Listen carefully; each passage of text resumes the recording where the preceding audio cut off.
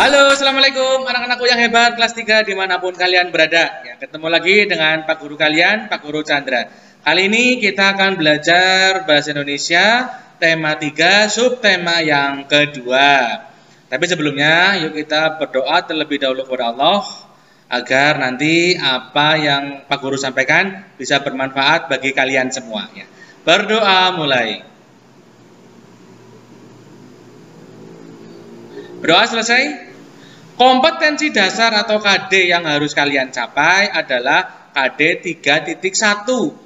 Menggali informasi tentang konsep perubahan wujud benda dalam kehidupan sehari-hari yang disajikan dalam bentuk lisan, tulis, visual, dan atau eksplorasi lingkungan.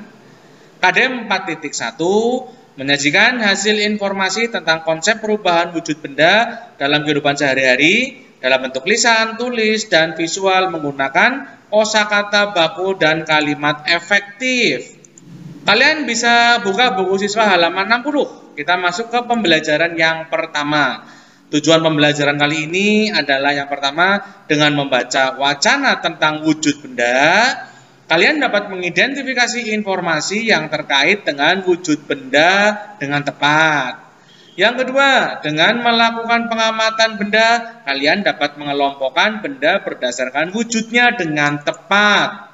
Yang ketiga, dengan menjawab pertanyaan, kalian dapat menuliskan pokok-pokok informasi yang berkaitan dengan wujud benda dengan kalimat efektif. Nah, kita belajar tentang wujud benda. Setiap benda pasti memiliki wujud. Nah, wujud benda itu ada 3. Yaitu padat, cair, dan gas. Ya, diingat-ingat. Wujud benda itu ada 3, yaitu padat, cair, dan gas. Tas, buku, dan pensil itu berwujud padat. Minyak dan air berwujud cair. Gas hidrogen dalam balon berwujud gas. Nah, itu. Nah, ini Pak Guru sudah merangkumnya ya. Wujud benda itu terbagi menjadi 3 ya, tadi di depan. Ada padat, ada cair, ada gas. Nah, itu. Berikutnya, di dapur, Dayu melihat benda-benda yang digunakan untuk memasak. Banyak pula bahan-bahan untuk dimasak, seperti bawang, cabai, minyak goreng, dan kecap. Perhatikan gambar dapur rumah Dayu berikut ini. Nah, ini dapurnya rumah Dayu. Ada apa saja ini? Ada ceret, ada penggorengan, ada solet ini ya, ada botol kecap, botol minyak. Nah, itu semuanya wujud dari benda. Nah, sekarang kamu telah mengamati gambar tersebut. Kelompokkan benda-benda yang ada dalam gambar sesuai dengan wujudnya. Nah, dikelompokkan ya, ada 3 tadi, ada benda padat, benda cair, dan gas. Kamu kelompokkan sesuai dengan yang ada pada gambar dapurnya Dayu. Nah, ini coba.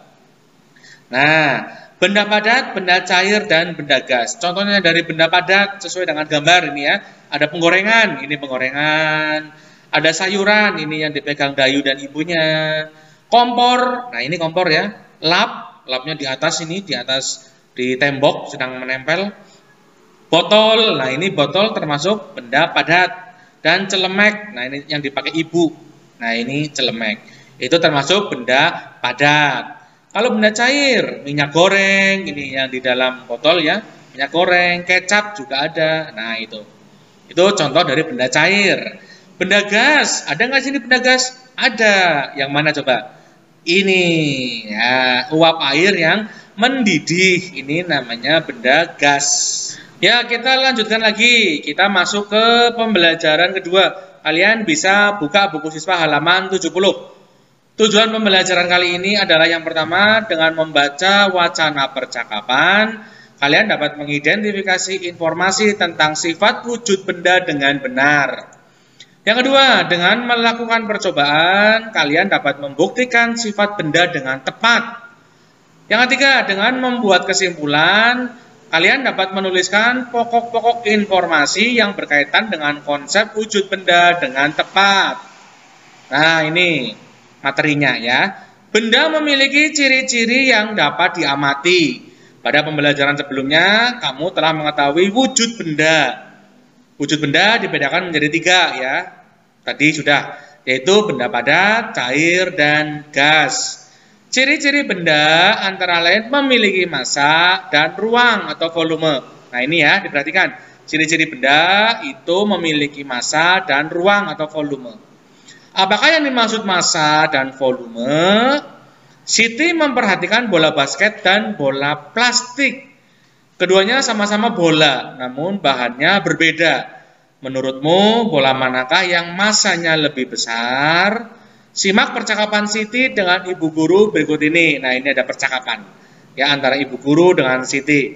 Nah, ini ibu guru sedang memegang 2 buah bola.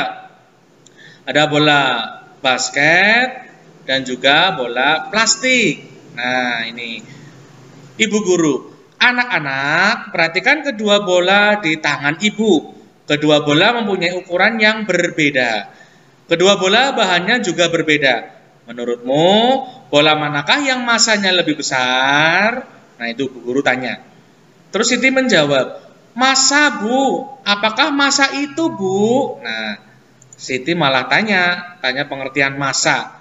Ibu guru menjawab, yuk lakukan percobaan bersama. Letakkan kedua bola pada timbangan. Apakah yang terjadi? Coba kita lihat bersama. Udin, bola basket lebih berat, Bu. Nah, itu kata Udin seperti itu. Terus, nah ini gambarnya. Ternyata setelah ditimbang, bola basket itu lebih berat dibanding dengan bola plastik. Nah, terus ibu guru menjawab, benar Udin, bola basket bahan penyusunnya beda dengan bola plastik. Bola basket terbuat dari karet sintesis. Bola plastik terbuat dari plastik. Bola basket lebih berat daripada bola plastik.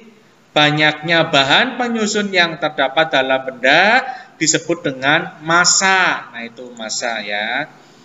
Terus Siti, jadi bola yang lebih berat memiliki massa lebih besar? Ibu guru, benar Siti. Massa umumnya diukur dengan satuan gram atau kilogram. Massa diukur dengan alat di samping ini. Nah, ini alat ukur massanya. Ya, ada timbangan, ada neraca. Nah, ini juga ada timbangan digital namanya ini. Perhatikan pengukuran massa benda berikut ini. Lingkari pernyataan yang benar. Nah, coba kita bareng-bareng melingkari dari pernyataan ini ya. Yang pertama, balok Y mempunyai massa yang lebih, nah ini Y, ya biasanya kalau yang lebih rendah itu berarti yang lebih berat atau massanya lebih besar. Berarti jawabannya, iya, jawabannya itu besar. Nah, balok Y mempunyai massa yang lebih besar dari balok H. Nah ini, karena timbangannya lebih berat yang balok Y. Berikutnya, gelas ukur yang berisi air, ini berisi air, ya ini yang kosong. Nah itu mempunyai massa yang lebih, lebih besar dari gelas ukur yang kosong, ya seperti itu. Berikutnya, nah ini berarti yang C. Botol B mempunyai massa yang lebih besar dari botol A, ya. Ini jelas timbangannya berbeda ya. Ini lebih berat. Botol B mempunyai massa yang lebih besar dari botol A. Ya, betul ini. Kemudian yang D, bola yang kempes mempunyai massa yang lebih, bola yang kempes ini berarti lebih kecil atau lebih ringan dari bola yang tidak kempes. Ya, betul. Nah, ini berikutnya. 6 apel mempunyai massa yang lebih dengan 1 semangka. Nah, ini timbangannya ternyata rata, berarti sama dengan 1 semangka ya, karena sejajar ini timbangannya berarti bobotnya sama. Oleh sebab itu, 3 apel mempunyai berat yang sama dengan 1 semangka. Nah, ini. Nah, berikutnya, tahukah kamu berat dan massa mempunyai perbedaan? Ternyata berbeda ya antara berat sama massa. Coba perhatikan, nanti kamu tahu perbedaannya. Massa benda di mana-mana itu sama. Ingat, massa itu di mana-mana sama. Namun, berat benda dapat berubah-ubah tergantung gaya tarik bumi di tempat itu.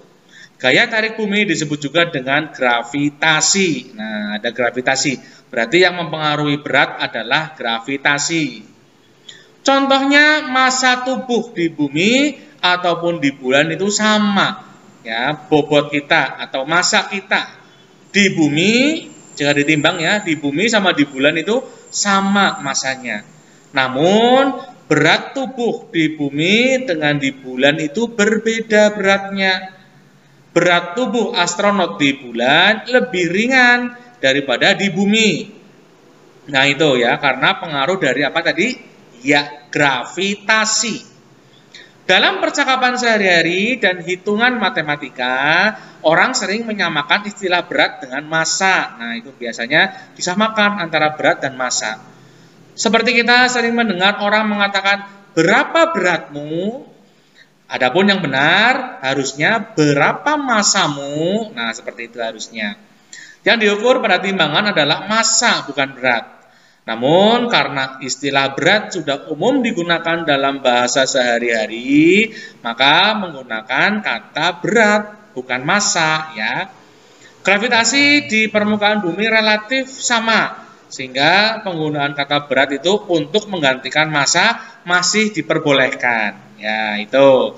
Ini diambil dari www.matsisfun.com ya. Nah, jadi kalian tahu perbedaan antara massa dan berat. Tadi massa tidak dipengaruhi oleh gravitasi ya, sedangkan berat itu ada hubungannya dengan gravitasi. Nah, itu. Ini buat pengetahuan kalian saja ya. Berikutnya. Nah, ini selain massa, benda mempunyai volume. Nah, tadi ya, ciri-ciri benda adalah mempunyai massa dan mempunyai volume. Apakah volume benda itu? Semua benda menempati ruang. Ukuran ruang yang ditempati oleh suatu benda disebut dengan volume. Nah, itu volume. Tadi pengertiannya. Ya, jadi pengertian volume adalah ukuran ruang yang ditempati oleh suatu benda. Benda yang kecil menempati ruang yang lebih kecil dibanding benda yang besar. Hal ini berarti benda yang kecil memiliki volume yang kecil. Benda yang besar memiliki volume yang besar. Nah, ini ada contoh akuarium. Nah, akuariumnya yang A ternyata lebih besar volumenya dibanding yang B. Ya, volume akuarium A lebih besar daripada volume akuarium B. Nah, itu volume ya.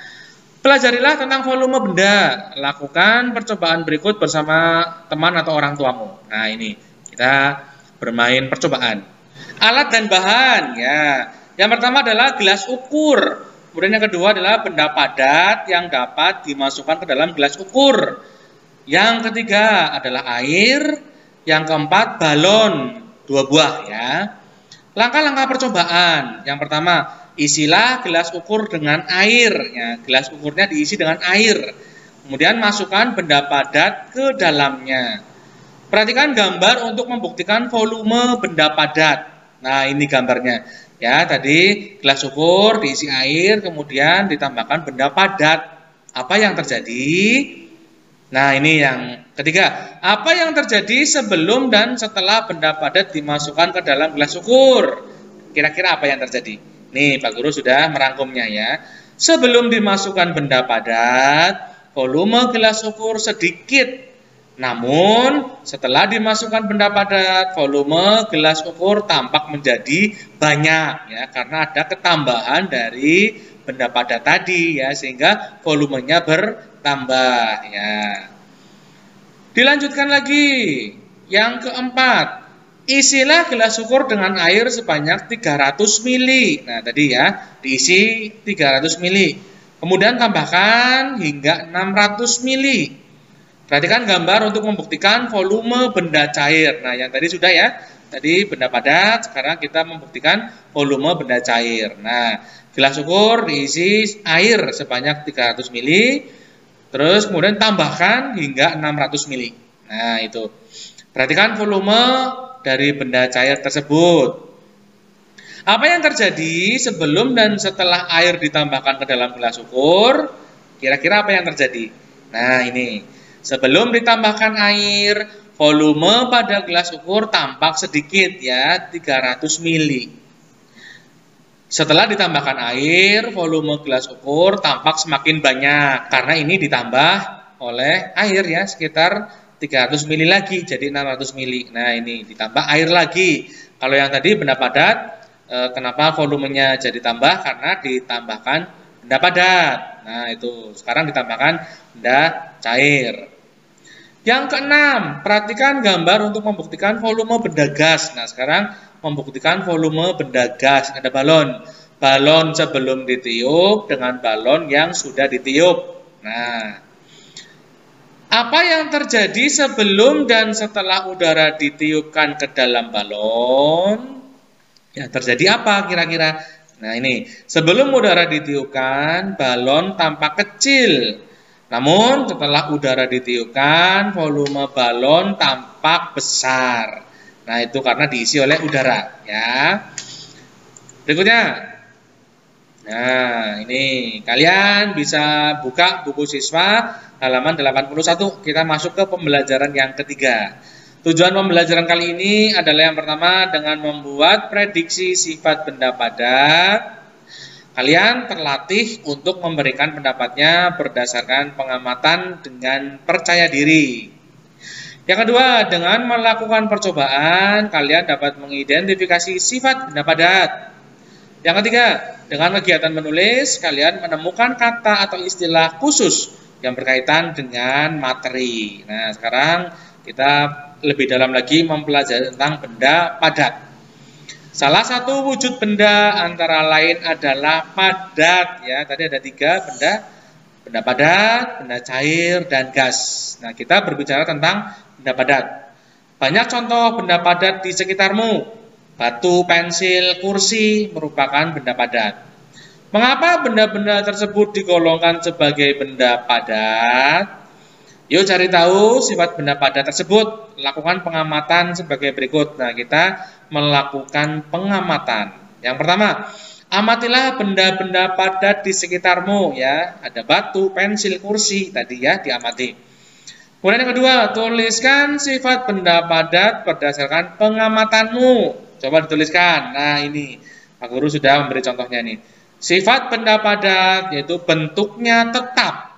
Ya, menempati ruang, volumenya tetap, mempunyai berat, dan bisa diubah bentuknya dengan perlakuan tertentu. Nah, itu ya, ada 5. Yang pertama, bentuknya tetap. Ya, contohnya, pensil dimasukkan ke dalam gelas, bentuknya tetap pensil. Pensil dimasukkan dalam botol, bentuknya tetap pensil. Nah, seperti itu. Berarti ciri benda padat adalah bentuknya tetap. Yang kedua, menempati ruangan. Nah, tadi ya, dimasukkan ember, bentuknya tetap sama, menempati ruangan ember, seperti itu. Volumenya juga tetap, tidak bertambah, benda padat ya.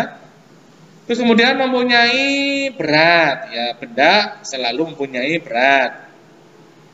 Bisa diubah bentuknya dengan perlakuan tertentu, contohnya kayu, ya. Kayu bentuknya ya kayu, diubah atau dibuat perlakuan tertentu akan dibuat pensil misalnya. Nah, itu bisa berubah bentuknya tergantung dengan perlakuannya. Ya, kita lanjutkan lagi. Sekarang lakukan percobaan untuk mengetahui sifat benda padat. Nah, kita percobaan lagi ya. Mengetahui sifat benda padat. Lakukan secara berkelompok ya, bisa dibantu sama orang tuamu, boleh di rumah. Kumpulkan benda-benda padat di sekitarmu seperti pensil, batu, kayu, penghapus, dan penggaris.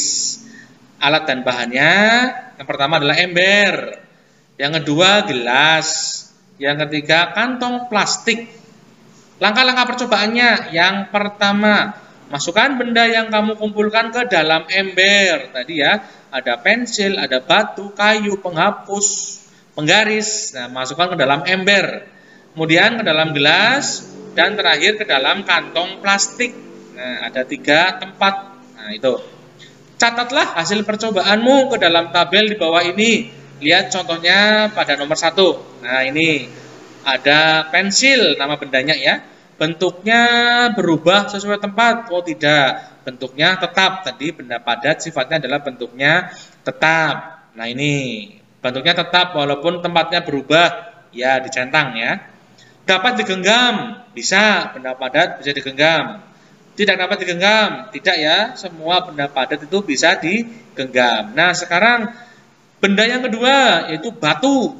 Nah, yang ketiga adalah kayu. Yang keempat penghapus, yang kelima penggaris. Nah, kira-kira sama tidak ya jawabannya? Ya, pasti sama jawabannya. Nah, yang dicentang adalah bentuknya tetap walaupun berubah-ubah serta dapat digenggam. Nah, itu membuktikan bahwa benda-benda tadi itu termasuk benda padat. Nah, itu percobaannya. Sudah selesai ya pelajaran bahasa Indonesia tema 3, subtema yang kedua, pembelajaran 1 sampai yang 3. Ya. Kemudian kalian kerjakan tugas dari Pak Guru berikut ini. Nah, yang pertama, benda dikelompokkan ke dalam 3 wujud. Wah, gampang ini. Tuliskan ketiga wujud benda tersebut. Gampang sekali. Di depan sudah ada ya. Bagi yang belum jelas, videonya bisa diputar kembali. Yang kedua, tuliskan 2 contoh benda padat di sekitarmu. Oh, gampang sekali ya. Tadi sudah dibicarakan ada lebih dari 2. Kalian cukup mencontohkan 2 saja. Yang ketiga, tuliskan 2 contoh benda cair di sekitarmu. Gampang. Yang keempat, tuliskan 2 contoh benda gas di sekitarmu. Banyak sekali. Yang kelima, jelaskan perbedaan antara massa dan berat. Nah, tadi sudah sempat disinggung ya. Coba kamu jelaskan lah ya, sepengetahuanmu saja tentang perbedaan antara massa dan berat. Yang keenam, sebutkan 5 sifat benda padat yang kalian ketahui. Ada 5 tadi ya. Apa saja sebutkan. Nah, itu. Kemudian berikutnya, coba lengkapi kalimat di bawah ini. Nah, suruh dilengkapi saja. Benda di sekeliling kita terdiri atas benda hidup dan benda titik. Nah, ini. Kalian diisi di sini ya. Benda mempunyai 3 wujud. Sama pertanyaannya dengan nomor 1 tadi. Yaitu apa saja? 1, 2, 3. Sama ya. Berikutnya, benda mempunyai ciri-ciri, yaitu memiliki apa dan apa. Tadi sudah dijelaskan di depan. Nah, seperti biasa, soal ditulis di buku bahasa Indonesia, kemudian dikerjakan sendiri. Tidak boleh dituliskan sama orang tuamu. Boleh membantu, silahkan orang tuamu ya, tetapi kamu jangan sampai dituliskan jawabannya sama orang tuamu ya. Berarti itu sama saja kalau dituliskan sama orang tuamu, sama saja dengan tidak belajar ya, seperti itu. Pak Guru harapkan tugas dikerjakan dan ditulis sendiri. Ya, seperti itu. Jangan dituliskan ya, supaya kamu tetap bisa belajar. Nah, seperti itu ya. Sekian dan terima kasih kalian sudah menonton video pembelajaran dari Pak Guru. Semoga apa yang Pak Guru sampaikan bisa bermanfaat bagi kalian semua. Selamat belajar, selamat mengerjakan tugas. Jangan lupa jaga kesehatan. Nah, sampai ketemu dengan Pak Guru di video pembelajaran berikutnya dan tugas-tugas yang lainnya. Ya, terima kasih. Assalamualaikum warahmatullahi wabarakatuh.